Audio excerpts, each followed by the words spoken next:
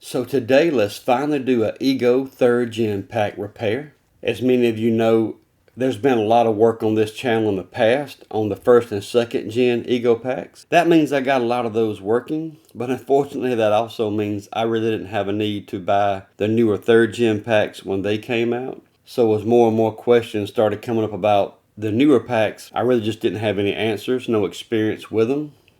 I did, however, have a couple of attempts. So I did have a BMS board that was sent in, and I had a video about troubleshooting the 3rd Gen board because of it. Because Russell Selkirk did send in this board, and it was very helpful. I unfortunately messed up and let the connector come across and hit on this BMS board when I was connecting up to one of my batteries while troubleshooting, and that made this be a pretty quick video. And since it did actually take out the microcontroller, it was unfortunately not able to be repaired. It was still the first time I really looked at a 3rd Gen board, so that was very helpful. It ended up basically being troubleshooting, and then I also did show the connector being replaced in case that helps somebody out as well. So I showed low melt solder being used, and we removed the connector off of a donor board and put it on. Was able to keep troubleshooting, but in the end just not able to repair it. And then last year, Andrew Keene contacted me about a battery that he would send in. He just sent it in for the channel to try to learn more about, and I definitely offered to pay for the shipping. He sent it in, and it was great to have a 5 amp hour 3rd Gen pack. It would go down less than the charge level showing on the 5 segment LED display for the fuel gauge. On the charger, it would act weird, and I spent a little time fooling with it. Never really did a video on it because as I reseated the connectors on it, I really just didn't see the problem really show up. But this battery is going to be instrumental in helping move forward with troubleshooting some BMS boards for the 3rd Gen packs. I do want to take this time to thank Andrew for sending it in. Here I'm just showing removing the one T15 security screw. All these others have been removed here. Just going to remove this cap. And by the way, I want to take time to show here, when you're first removing the cap off of these Ego batteries, you need to pry this off and don't snatch on it. Many people have contacted me or put in the comments that they rip theirs off, that they pull the wires out. If you're not careful and you snatch on it, obviously your wires are connected, and I'm just showing here for illustration, but you can definitely pull your wires out. Definitely wanted to take time to show that. Even though these are connectors, they are siliconed in very, very well. I have removed the silicone from these. Unfortunately, I did lose the footage of some of the troubleshooting video on this one. I had a bad SD card and I just lost a lot of footage. A lot of things working against me with the 3rd Gen repairs.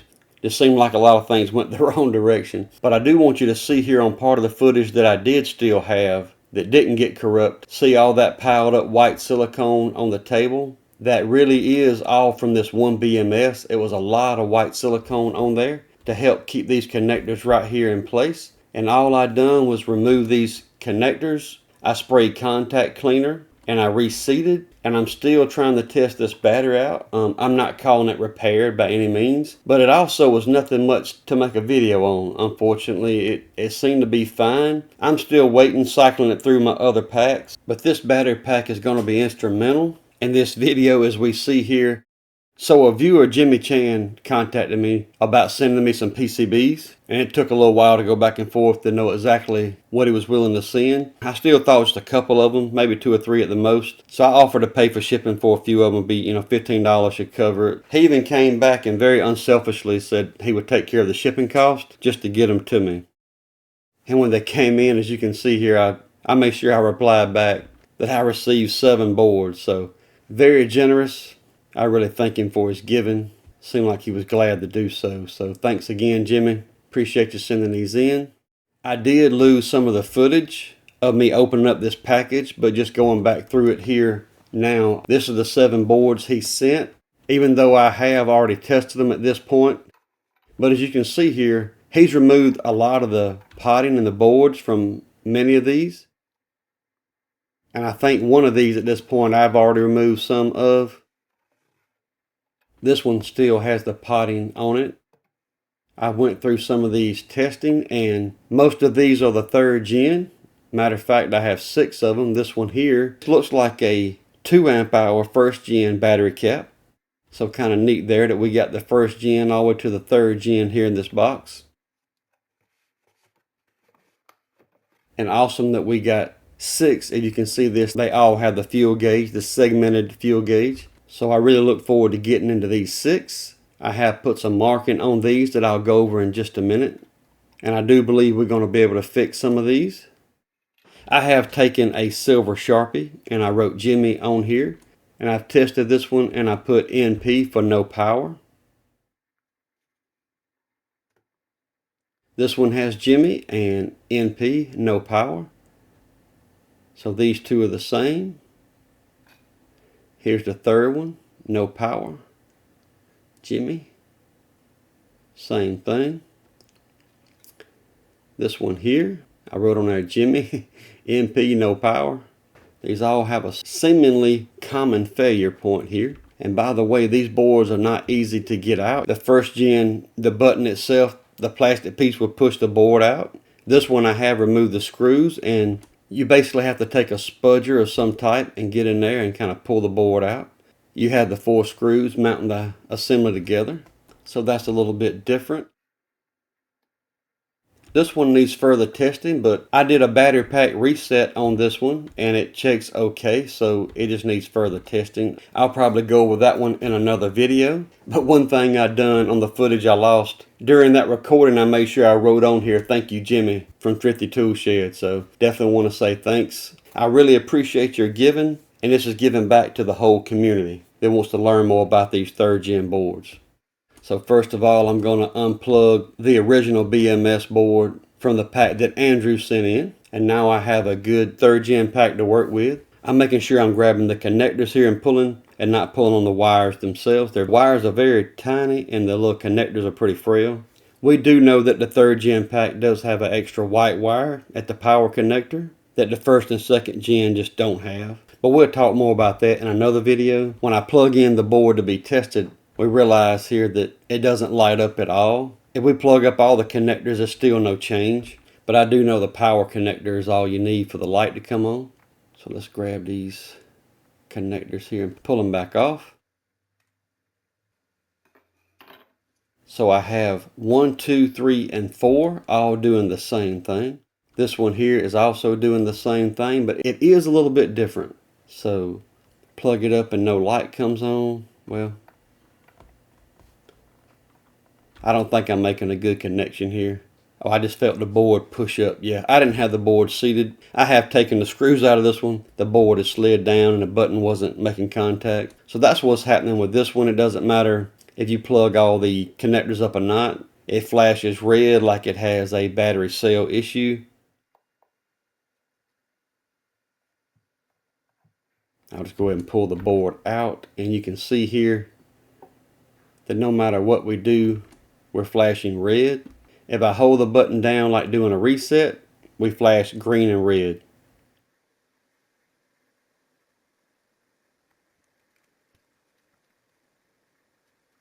But I wrote no power on it because I don't have power on the capacitor to the left of the little transformer.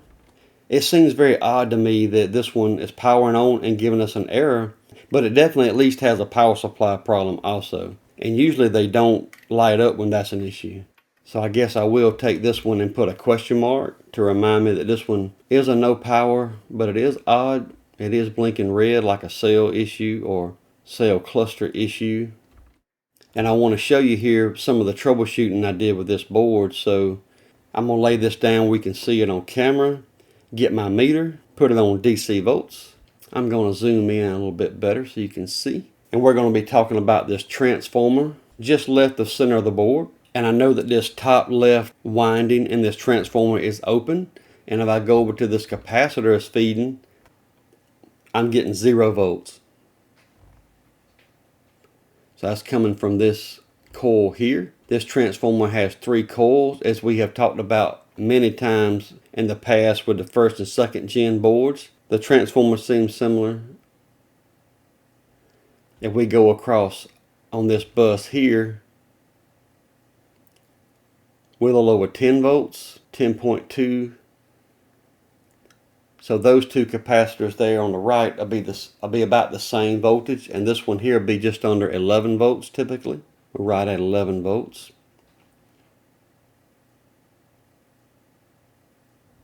And again, this one is 0.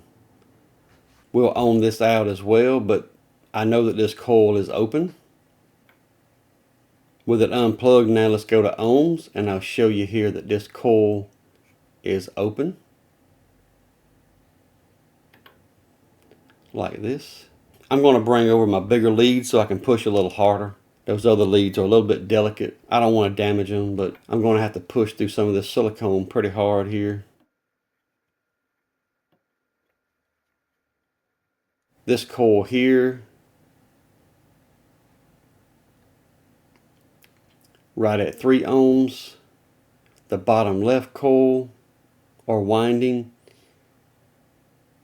about 3.5 ohms. And this one here, this faulty on us, is definitely showing open. Most of these transformers here do fail in the same manner. And we have had a lot of discussion about these little mini transformers over the years. I just did a quick search on my YouTube channel and comments and some of my emails, and I do apologize for anybody on here that I never replied to, but I do get hundreds of comments a day sometimes, and I cannot reply to everybody. And sometimes when it's the same thing over and over, I just can't do it. That's another subject, but sometimes it's hard to reply to everyone. And I see right off here looking back that even back about 5 years ago, Bahari is one viewer that commented that he wanted help finding a mini transformer. He tells you exactly where it's located, and he's grateful for any help you can give. And I really don't know if I've seen this comment or not. Sometimes I don't see comments. But as I look back at some of these, I see that the transformer questions started coming in well before I had seen issues with one myself. We see here also in 2019 from Rich, has anybody identified the mini transformer at T1? We see another one from Paul. He's the first one that actually sent a picture. If you look at this picture here, you can see just as well as you can on my video later where the coils are. And when I say we got a right coil, bottom left, top left, and this is absolutely a Gen 2 board. It don't have the diode up at the top. Right where it says T1, the 3rd gen has a diode there. So it's easy to tell from the picture. And this was in 2020. At this point, I still have not come across a transformer bad myself. Another comment in 2020. I definitely replied to this one trying to give him advice to go towards the transformer. I can't remember if I had seen one at this point myself, but I definitely mentioned to him that many viewers have been commenting on it. And then we had Andrey. And I'm hoping I'm saying your names right, guys. Apologize if I'm not. But Andrey, he didn't stop digging. He even tried to post on EEV blog about the transformer, trying to get some help from those guys. Very intelligent people in the EE community for sure. With his first comment about the T1, I did mention that I have not found a replacement myself. At some point in the comments, I told him I use donor boards, and I was able to use one off of. I hadn't really seen many failures with a transformer at this point, maybe 1 or 2, I'm guessing, at this time. Just an unmarked, oddball transformer. You know, I've tried to find the part for this thing, but Andrey, he comes as close as any, I think. He's found some that would work. He did have to do a pin swap on the transformer to make it work. And I think he said his voltage reading was a little bit different on that DC to DC converter on the board, but he said it was close. Andrey also mentions here, it looks like some of the Gen 3 4 amp hour batteries were using the EVE cells, the EVE cells, which was not a good thing to find. I've used them before on cheaper batteries, but they're not what I would consider Sony or Samsung or Sanyo quality batteries.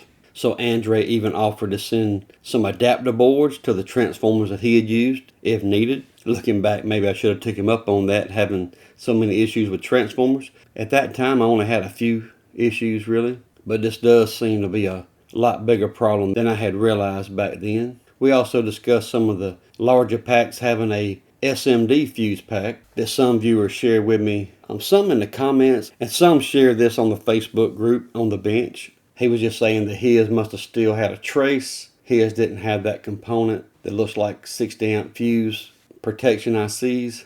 He mentioned that the transformer that he used, the DA2320, was holding up okay.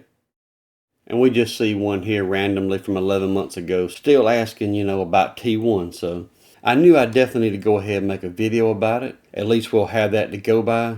But to be honest, in my mind, we've talked about it so much that so many people already know about it. But that's the thing about the comments. They just kind of take you away and take your time up. And it only helps like one person at a time. And it doesn't get to help everybody. So we're going to try to correct that here with a video.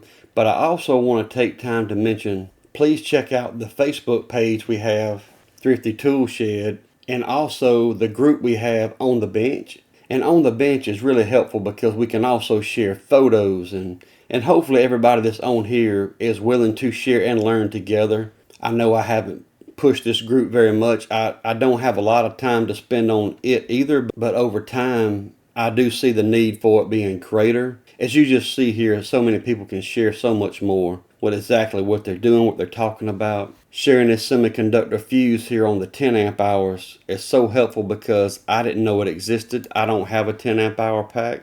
So we're learning more about how these new packs are. We're going to talk more about those in another video, but I just think that's really neat that we can share this information. People share a video what theirs is doing. People share very helpful things on here, and I tried to share here working on a generator. When I come across the actual repair manual, it was kind of hard to find, but once I found it, I actually put it here. So it might not help many people, but it's there if it helps you. So some of the stuff on here will definitely supplement videos. You'll see several people on here, their names repeat because they are definitely top contributors to the group. And hopefully it's no doubt that you'll see the value added in being able to share pictures and even videos of what's going on. And as we see here in a post from last year, David Keeler posted the layout of the BMS board, including multiple layers. You just appreciate people taking their time to do things and sharing. As we look at what David did here, I can pull it up on mine. He did this in paint.net. So he completely desoldered and mapped out this board. I was able to open this up in Photopea as well, if you're interested. So look at how awesome this is. We have our layers. We can cut off our layers, even a white background. So there's our white background, our green side. You got the LED side. We can do the green side traces. Awesome. Green side pads. The test points. The vias.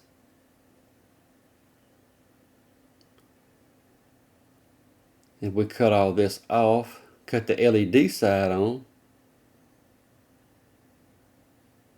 and then the traces, on, off,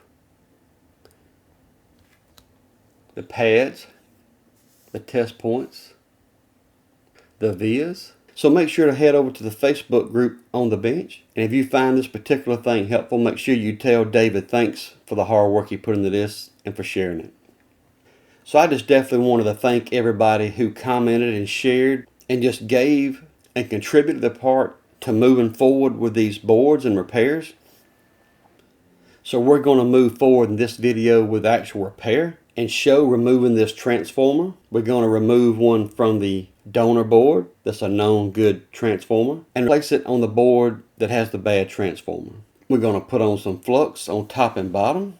I'm going to take some low melt solder. So this is low temperature solder. I'm going to work it into the pads. I feel like this is better for video. I like using low melt solder anyway, but on video, instead of me covering up these caps, so all these caps would have to be covered up with a heat sink of some kind or diverter, and it would block the camera some.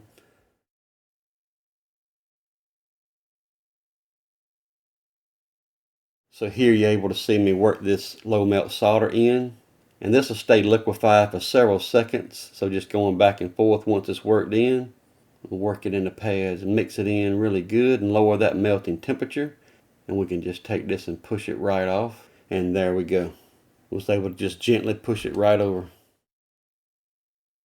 I'm going to take some desoldering braid wick and get the low melt solder off of these pads. But I also don't want to take too much solder off because the little fine windings are wrapped around the leads or legs of the transformer. We got this magnified a lot, but you can tell this little fine wire is wrapped around. So we have to be very careful here not to wick off all the solder. And as a matter of fact, I'm going to make sure I put a lot of solder back on these legs. I'm going to demonstrate here also, you have to be very careful even removing the silicone potting material. These transformers always have a good bit of that material under them. You have to be very careful removing it. You don't want to grab one of the wires. It wouldn't take any pressure at all to just break that right off.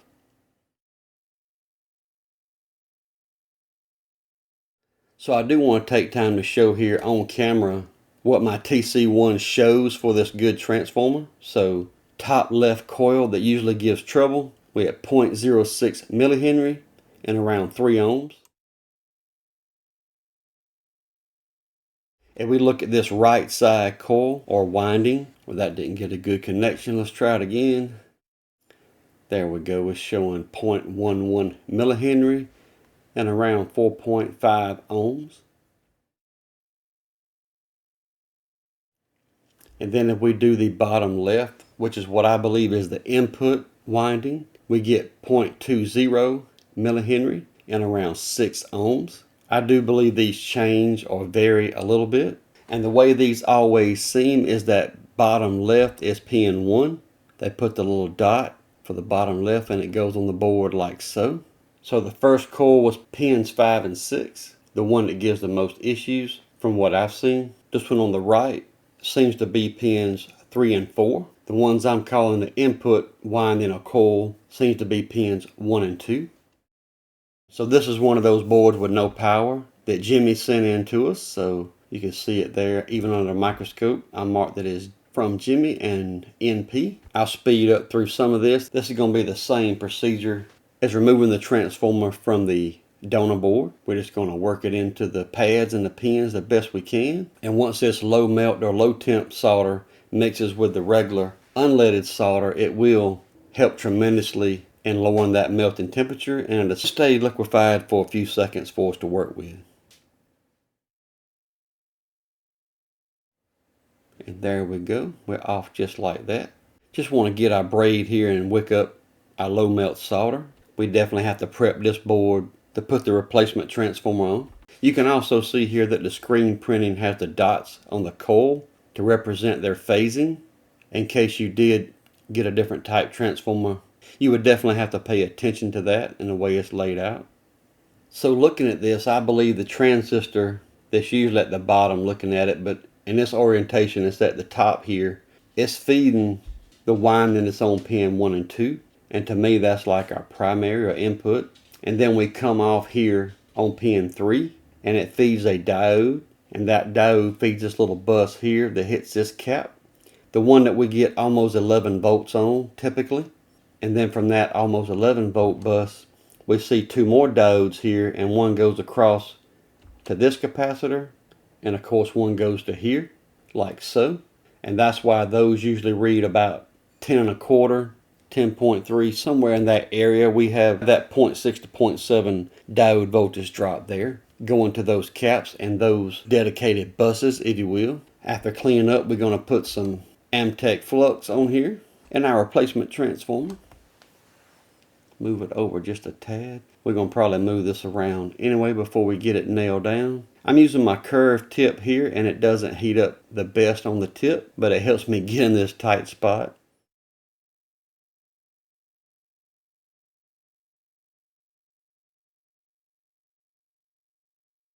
I just want to get this in place like so.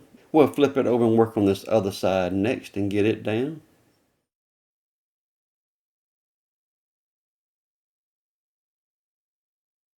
I got to get a little more solder on my tip here. And hopefully you'll be able to see on camera, I'm going to put a good bit of solder on here because I mentioned earlier I do want to get those windings saturated with the solder as well to make sure they are making a good connection to the pins or the legs of the transformer. I'm trying to get the flux here to creep up the leg a little bit. So I'm putting a little excess on here. I'm totally okay with that.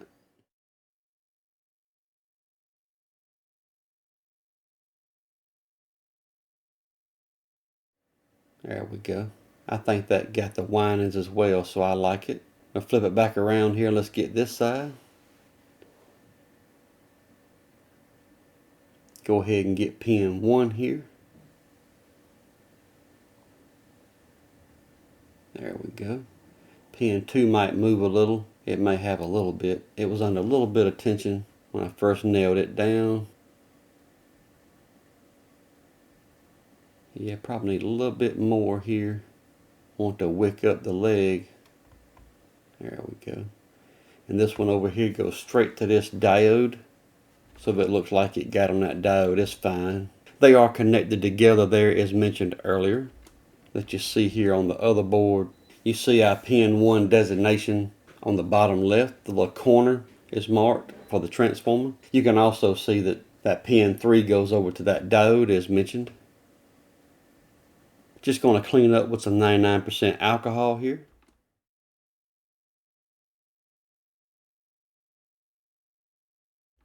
I'm also going to get my brush, get up all the flux residue on the board.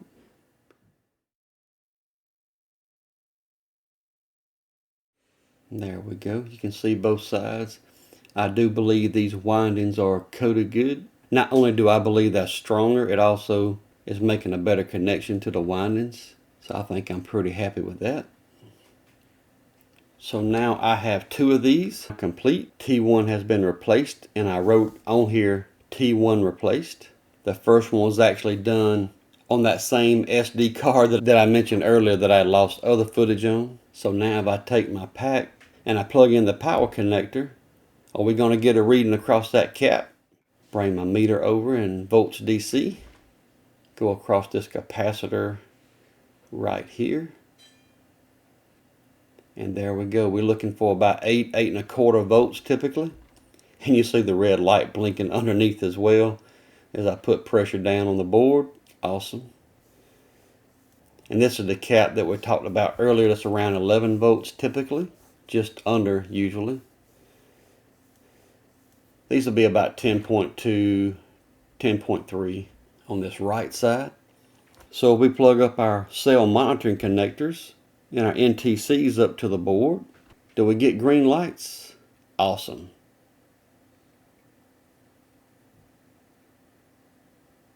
I like it.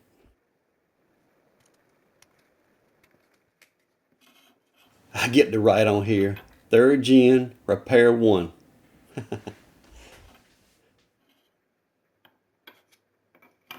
But here we go. Here's 3rd Gen Repair 2. Awesome. That was a lot more difficult to get on camera than it seemed. I had multiple issues trying to get a 3rd Gen board repaired. And since I didn't show this one on video, plug it up and show you here. We definitely have power. And we'll bring the meter leads back over here, and this same capacitor here for the top left output of that transformer on the little DC to DC converter, about 8.3, 8.4 volts. One reason that's drifting, of course, is the LED is flashing. There we go, about 10.15 and about 10.9. Awesome. Let's go ahead and plug up our cell monitoring. And do we get the green lights? All right. Well, I hope you found this video helpful today. If you did, please like, share, and subscribe. I'm going to have some links down in the video description of some tools and items that I found helpful during this repair. Any of those links you click on are affiliate links and to help support the channel, and I greatly appreciate it. So I want to thank all the ones who contributed to this video. This video is for the viewers, and it's by the viewers. Without your help, it absolutely could not have been done. So thanks so much for all that you've done, all that you continue to do. Thanks so much for watching, and God bless.